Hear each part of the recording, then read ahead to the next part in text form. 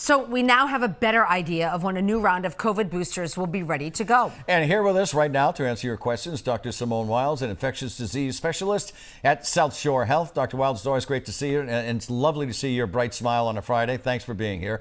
So the CDC and the FDA now say that the new round of shots will hit drugstores and clinics mid-September. So obviously school starts, what, maybe now, but certainly by the first week of September. So what do we know about this version of the COVID vaccine? Yes, Ed. So what we know that come mid-September, we're going to have the new updated COVID boosters, which have been manufactured to reflect the most current circulating strain right now.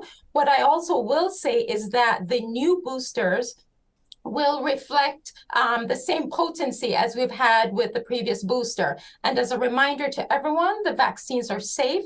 And remember, we have shown that the vaccines have been effective in decreasing hospitalizations and death.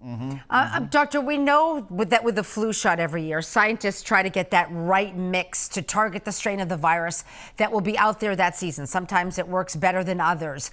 Is that where we are with COVID right now? Just to sort of compare this?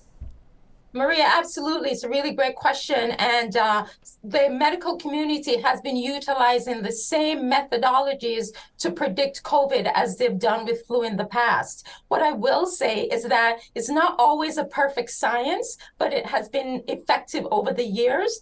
And we're definitely trying to utilize it moving forward to predict what's going to be coming in the fall for COVID, as we have done with flu. Dr. Wiles, you know this is better than anybody. A lot of us have COVID fatigue. So the last time that COVID shots, or just shot fatigue, you know, the last time we got the COVID shots, when they were updated, only 17% of those eligible actually got them. And Massachusetts has been pretty good about getting the vaccine.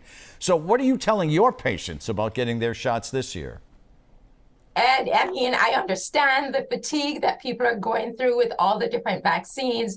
But, you know, what I will say is right now we don't have all the recommendations with regards to those that are going to be eligible for the updated COVID booster. However, what I tell my patients, especially those that are high risk, the elderly, those that have underlying conditions or immunocompromised, that I would strongly recommend that they get their vaccines and get it soon. But for those that we don't have the recommendations yet, just keep in touch with your healthcare providers to know when you should get a vaccine, if possible. And forgive the nature of this question. I should know the answer to it. But since the emergency's been lifted, is it still free?